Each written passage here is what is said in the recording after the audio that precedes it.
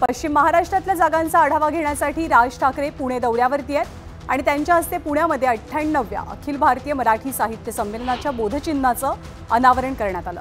साहित्यिकांच्या मेळाव्यामध्ये बोलताना राज ठाकरेंनी आजच्या राजकीय परिस्थितीवरती तुफान फटकेबाजी केली। सध्याचं राजकारण म्हणजे सर्कस झाल्याचं म्हणत राज ठाकरेंनी नरहरी झिरवाळांनी आदिवासी आरक्षणासंदर्भात केलेल्या आंदोलनावर टिप्पणी केली। महाराष्ट्राच्या राजकारणात खालावलेल्या भाषेच्या स्तराबद्दलही त्यांनी खडे बोल सुनावले। नाव न घेता राज ठाकरेंनी शरद पवारांवरही टीका केली, पण राज यांच्या टीकेवर नरहरी झिरवाळ यांनी प्रत्युत्तर दिलं। आजचा महाराष्ट्राचा झालेला सगळा खेळ, महाराष्ट्राचं झालेलं नेहमी परवा दिवशीच एक ते महाराष्ट्राची खरं तर सर्कस झाली आहे। कोणी विदूषकी चाळे करतंय, कोणी मंत्रालयात जाळ्यांवरती उड्या मारतंय।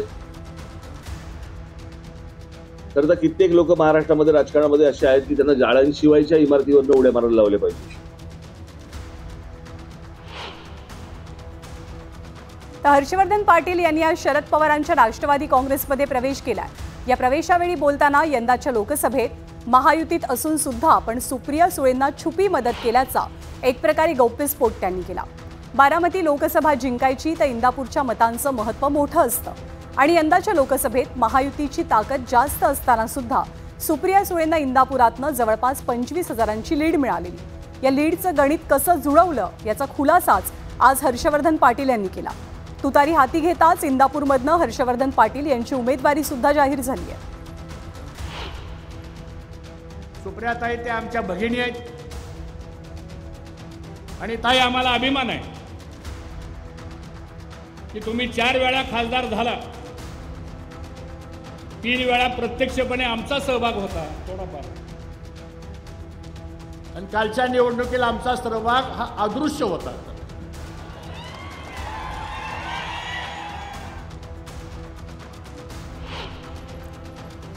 बातमी आहे ऊस परिषदेची। राजू शेट्टींनी येत्या 25 ऑक्टोबरला ऊस परिषदेचं आयोजन केलंय। ही ऊस परिषद जयसिंगपूर इथे पार पडेल। गेल्या वर्षीपेक्षा यंदा ऊसाला किमान 200 रुपये जास्तीचा भाव देण्याची प्रमुख मागणी या परिषदेच्या माध्यमातून करणार असल्याचं राजू शेट्टींनी सांगितलंय। कारखानदारांना निर्णयासाठी महिन्याभराचा वेळ दिल्याचं म्हणताना सकारात्मक निर्णय न झाल्यास परिणाम भोगावे लागतील असा इशाराही त्यांनी दिलाय। तिसऱ्या आघाडीत जागावाटपाचा कोणताही वाद नसल्याचं शेट्टींनी सांगितलं। चांगलं विजन आणि चांगल्या उमेदवारांसह आगामी निवडणूक लढवू असंही त्यांनी स्पष्ट केलंय। 11.5 पेक्षा कमी रिकव्हरी असणारा विठ्ठल कारखाना जर का पहिली उचल येणाऱ्या 24-25 सीझनमधल्या ऊसाची पहिली उचल 35 रुपये जाहीर करत असेल तर या तथाकथित धनदांडग्या साखर कारखानदारांना काही धाड भरलेले नाही आहे। नेहमी आमच्यावर ओरड होते की आम्ही ऊस परिषद लवकर घेत नाही, आता ऊस परिषद सुद्धा लवकर घेतो। आणि हर्षवर्धन पाटील यांच्या पाठोपाठ रामराजे निंबाळकर शरद पवारांच्या राष्ट्रवादीत प्रवेश करतील हे जवळपास निश्चित आहे। रामराजेंच्या निर्णयामुळे एकूण 3 मतदारसंघांचं गणित बदलण्याची शक्यता आहे। याच पार्श्वभूमीवर रामराजे आणि रणजितसिंह निंबाळकर यांच्यातला संघर्षही टोकाला पोहोचलाय। रामराजेंनी अजित पवारांची साथ सोडल्यास महायुतीला साताऱ्यातील फलटण, वाई, माण आणि कोरेगाव या 4 मतदारसंघात फटका बसू शकतो। तर इंदापुरातल्या हर्षवर्धन पाटील यांच्या पक्षप्रवेशाच्या कार्यक्रमात बोलताना शरद पवारांनी रामराजे यांच्या प्रवेशाचे स्पष्ट संकेतही दिले। 14 तारखेला आमच्याकडे आलेच पाहिजे। काय कार्यक्रम आहे म्हणजे इंदापुरात तोच आमच्याकडे, म्हणजे कुठं ते फलटण समजलं का? आता याच्यानंतर फलटण झाल्याच्यानंतर जवळपास 1 महिन्याचे सगळे दिवस रूप झाले। आदित्य ठाकरेंनी पुन्हा एकदा लाडकी बहीण योजनेवरती जोरदार टीका केली आहे। महायुतीचं सरकार पुन्हा आलं तर लाडकी बहीण योजनेचे 1500 नाही तर फक्त 15 रुपये मिळतील असं आदित्य म्हणतात। आत्ताच्या सरकारनं कंत्राटदारांचे 40,000 कोटी रुपये थकवल्याच्या आरोपासंदर्भातही त्यांनी भाष्य केलं। तर महाराष्ट्राला ज्यांना पुढे द्यायचंय ती सगळी मंडळी महाविकास आघाडीसोबत येत आहेत असं म्हणत त्यांनी शिंदे आणि भाजपसोबत असलेले लोक महाराष्ट्र द्वेष्टे असल्याची टीकाही केली। तसंच तुम्हाला अजून एक सांगतो, हेच जर सरकार परत आलं, म्हणजे हे भाजप आणि मिंदेंचं सरकार, तर लाडकी बहिणीचं देखील 1500वरनं 15 रुपयावर आणतील. कारण हे 15 लाखाबद्दल बोलत होते, ते 1500वर आलेले. आणि म्हणून आमचं सरकारांचं आम्ही हे दुप्पट करूच. दुसरी गोष्ट म्हणजे ह्यांनी जी उधळपट्टी केलेली आहे कॉन्ट्रॅक्टर्सना देऊन, मग स्वतःचे आवडते जे कॉन्ट्रॅक्टर्स आहेत त्यांची कॉन्ट्रॅक्ट रद्द करू. तिसरी गोष्ट म्हणजे सुरक्षित बहीणपण आम्ही योजना आहोत. पुढची बातमी मुंबईकरांसाठी विशेष महत्त्वाची. मुंबईतली पहिली ॲक्वालाईन मेट्रो अर्थात भुयारी मेट्रो आजपासून मुंबईकरांच्या सेवेत दाखल झाली आहे. आरी ते बीकेसी या पहिल्या टप्प्यासाठी दर 6.5 मिनिटांनी एक मेट्रो धावणार आहे. या मार्गावरच्या एकेरी प्रवासासाठी कमीत कमी 10 रुपये तर जास्तीत जास्त 50 रुपये असा तिकिटांचा दर आहे. या मार्गावरची पहिली मेट्रो दररोज सकाळी 6:30 वाजता धावेल, तर शेवटची मेट्रो रात्री 10:30 वाजता. तर रविवारी मात्र वेळापत्रकात बदल झालेला दिसेल. रविवारी सकाळी 8:30 वाजता पहिली मेट्रो धावणार आहे. या मेट्रो मार्गिकेमुळे ट्रॅफिक जामचा ताण हलका झाल्याचं मत मुंबईकरांनी व्यक्त केलं. काय सांगाल, किती एक्साइटमेंट आहे? अनेक दिवसांची प्रतीक्षा संपली आहे. हो, खरंच खूप एक्साइटमेंट वाटते आहे, कारण जो तासभराचा आमचा प्रवास आहे तो आम्हाला सांगण्यात जात आहे की 10 मिनिटात होणार आहे. तर खूप एक्साइटमेंट आहे. इतर वेळेला किती वेळ लागायचा? मला तासभर तरी लागायचं इथून जायला, कारण साधारण तिकिटाचे दर हे कमी आहेत. 50 रुपयामध्ये हा प्रवास होतो. हो, तिकिटाचे दर मला बरोबर वाटतात, कारण 12 किलोमीटरची जर्नी आहे. अराउंड 3.5-3.5 रुपये 1 किलोमीटरचं होतं अप्रॉक्सिमेट, तर ते बरोबर आहे. लोकसभेतले विरोधी पक्षनेते राहुल गांधी गेल्या आठवड्यात कोल्हापूरच्या दौऱ्यावरती होते आणि या दौऱ्यात राहुल गांधी उसगाव इथल्या टेम्पो चालक अजित तुकाराम संधे यांच्या घरी गेलेले आणि त्यांच्या कुटुंबियांशी राहुल यांनी चर्चा केली. यावेळेला राहुल गांधींनी संधे यांच्या स्वयंपाकघरात जात हरभऱ्याची भाजी, वांग्याची भाजी, तुरीची डाळ आणि भाकरी बनवली आणि त्या कुटुंबासोबत जेवणही केलं. याचा एक व्हिडिओ राहुल यांनी शेअर केला. तब तक खाने का मजा नहीं आता.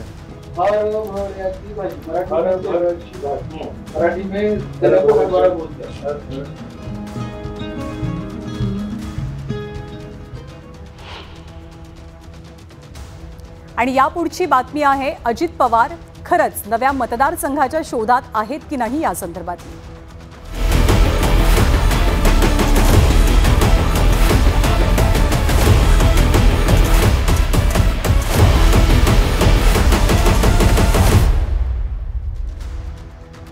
बारामती म्हणजे पवार आणि पवार म्हणजे बारामती. शरद पवारांपासून सुरू झालेलं हे समीकरण अजित पवारांनी गेल्या 30 वर्षात आणखी पक्क केलं. पण आता तेच अजित पवार बारामती मतदारसंघ सोडण्याचे संकेत देऊ लागले. पण जर बारामती नाही तर अजित पवार कोणत्या मतदारसंघातनं निवडणूक लढवणार अशी चर्चा आता रंगते. शरद पवार आणि अजित पवारांमधील आव्हान प्रतिआव्हानामुळे दादा शिरूरची निवड करतील असा सुद्धा अंदाज बांधला जातोय. त्यापैकी तिघांनी समजलेलं. आता राहिलं जागा मंत्रिमंडळाची.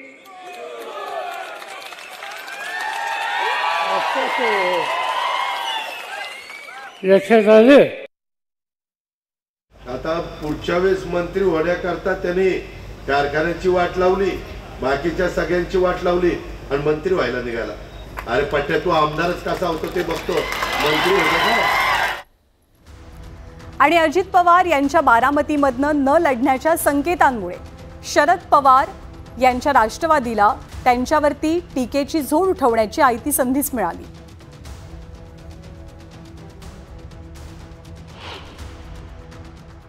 कायम याचं सत्य आहे की जर सेनापतीच गळपटला तर सैन्यानं लढायचं कसं, हाच प्रश्न पडलाय. आणि म्हणून बारामतीमध्ये स्टेटमेंट आल्यानंतर इथं इंदापूरच्या काही नेत्यांच्या पोटात धस्स झालंय. लोकशाहीमध्ये कोणालाही पुढे उभं राहण्याचा अधिकार आहे, पण शेवटी ही जी निवड आहे ही जनता करत असते. जनतेचे आशीर्वाद मिळाल्यावरती कुठलीही गोष्ट अवघड नसते. तर अजित पवारांनी 4 ऑक्टोबरच्या भाषणात बारामतीमधनं माघार घेण्यासंदर्भातले स्पष्ट संकेत दिल्यामुळे ते आता नवीन मतदारसंघातनं निवडणूक लढवण्याची शक्यता आहे. जाणकारांच्या मते अजित पवार बारामतीतनं लढले नाहीत तर आसपासच्या काही मतदारसंघांचा ते विचार करू शकतात. यातला सर्वात चर्चेतला मतदारसंघ आहे शिरूरचा. शिरूरचे आमदार आहेत शरद पवारांचे अत्यंत विश्वासू असे अशोक पवार. लोकसभेच्या निवडणुकीत या मतदारसंघातनं अमोल कोल्हेंना 27,789 मतांचं मताधिक्य मिळालेलं. त्यामुळे इथून निवडणूक लढवत अजितदादा एकाच वेळेला शरद पवार, अमोल कोल्हे आणि अशोक पवार यांना धक्का देण्याची खेळी खेळू शकतात असा अंदाज आहे। यापुढचा पर्याय बोलला जातोय तो खडकवासला मतदारसंघाचा। खडकवासल्यामध्ये सध्या भाजपचे भीमराव तापकीर आमदार आहेत। बारामती लोकसभेत या एकमेव विधानसभा मतदारसंघात सुनेत्रा पवारांना 21,696 मतांचा लीड मिळालेला। अजित पवार या मतदारसंघाची चाचपणी करू शकतात अशी शक्यता आहे। तर अजित पवारांसाठी तिसरा पर्याय इंदापूर असल्याचंही बोललं जात आहे। इंदापुरात सध्या अजित पवारांच्या राष्ट्रवादीचेच दत्ता भरणे हे आमदार आहेत। सध्या इथे पवारांकडनं हर्षवर्धन पाटलांना उमेदवारी दिली जाणार हे जवळपास स्पष्टच आहे। त्याचमुळे लोकसभा निवडणुकीत झालेला पराभवाचा वचपा भरून काढण्यासाठी अजित पवार इंदापूरची निवड करू शकतात असं मत व्यक्त होतं।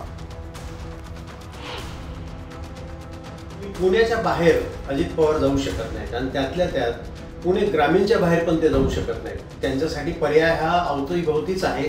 इंदापूरहून त्यांना लढणं थोडंसं कठीण आहे, कारण इंदापूर हा मतदारसंघ, या मतदारसंघामध्ये हर्षवर्धन पाटलांची स्वतःची अशी काही एक वोट बँक आहे। राहिला शिरूरमध्ये सुद्धा आज अशोक पवार विद्यमान आमदार आहेत, ते शरद पवारांच्या सोबत राहतील, परंतु शिरूर तुलनेने कदाचित त्यांना सोपा वाटत असेल अजित पवारांना। तर गेल्या 30 वर्षात विधानसभा असो किंवा लोकसभा, बारामतीत पवारांचंच वर्चस्व राहिलंय। लोकसभेत अजित पवारांना बारामतीतनं ना अपेक्षित लीड मिळालं ना विजय। जर पवारांच्या गोटातनं युगेंद्र पवार यांना उमेदवारी मिळाली तर पुन्हा एकदा पवार कुटुंबीय आमने सामने येणार हे स्पष्ट आहे। त्यामुळेच आता अजित पवार कौटुंबिक संघर्ष टाळण्यासाठी मतदारसंघ बदलतात का हे पाहावं लागेल। आणि यापुढची बातमी आहे थेट माओवाद्यांच्या गडातनं।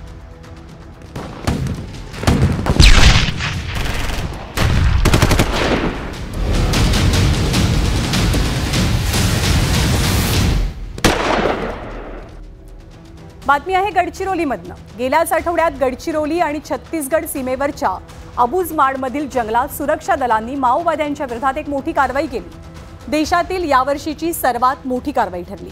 या कारवाईमध्ये 31 माओवाद्यांना कंठस्नान घालण्यात यश मिळालं।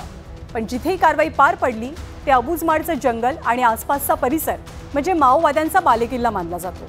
या अबुझमाडमधल्या माओवाद्यांचा तिथला वावर आजवर एक रहस्य बनून आहे। याच घनदाट जंगलात न्यूज 18चे प्रतिनिधी महेश तिवारी पोहोचले आणि या कारवाईचा एक्सक्लुझिव्ह रिपोर्ट त्यांनी तयार केला।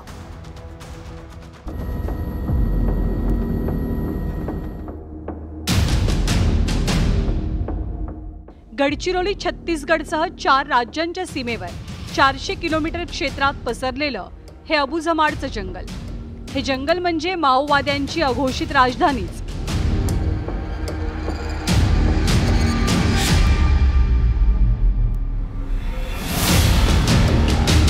पण याच राजधानीत सुरक्षा दलानं एक मोठी कारवाई केली। सुरक्षा दलाचे जवान माओवाद्यांच्या बालेकिल्ल्यात शिरले आणि 31 माओवाद्यांचा खात्मा करण्यात त्यांना यश मिळालं।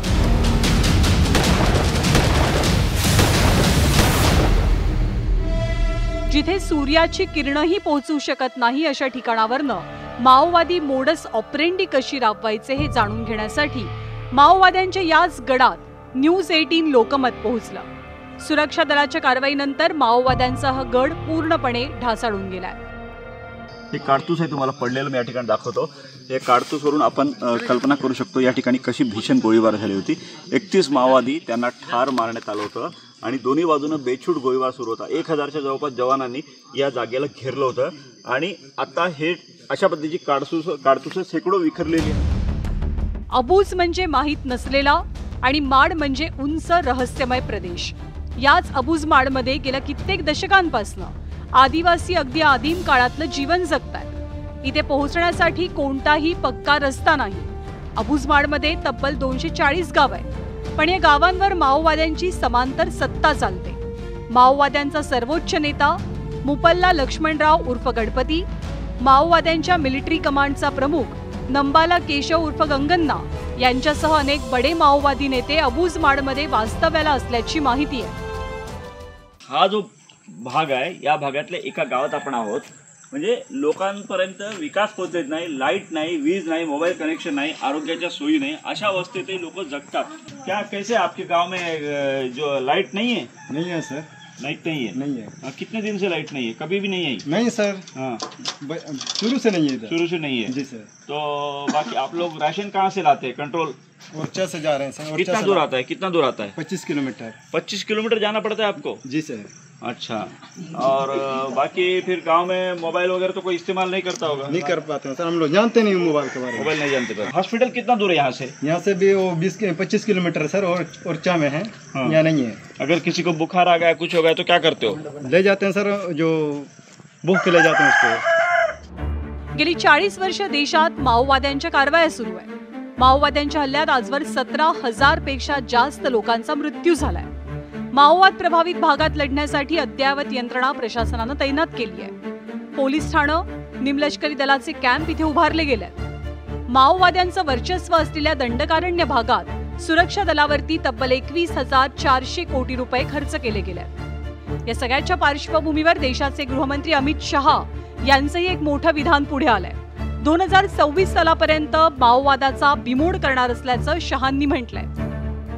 और मैं विश्वास के साथ आप सभी को बताना चाहता हूं कि 2026 मार्च तक आप सभी के सहयोग से ये देश दशकों पुरानी समस्या से मुक्ति पा लेगा। अबुझमाड आता केंद्राच्या रडारवर आलाय। अबुझमाडचा बहुतांश भाग हा गडचिरोली जिल्ह्याच्या सीमेवर असलेल्या नारायणपूर जिल्ह्यातला आहे। या ठिकाणी आता सैन्य दलाचा विशेष कॅम्प उभारण्यात येईल। एकूणच गेली अनेक वर्ष नक्षल्यांच्या वर्चस्वाखाली असलेला हा भाग आता नक्षल मुक्त होण्याच्या मार्गावर आहे। महेश तिवारी, न्यूज 18 लोकमत, अबुझमाड, गडचिरोली।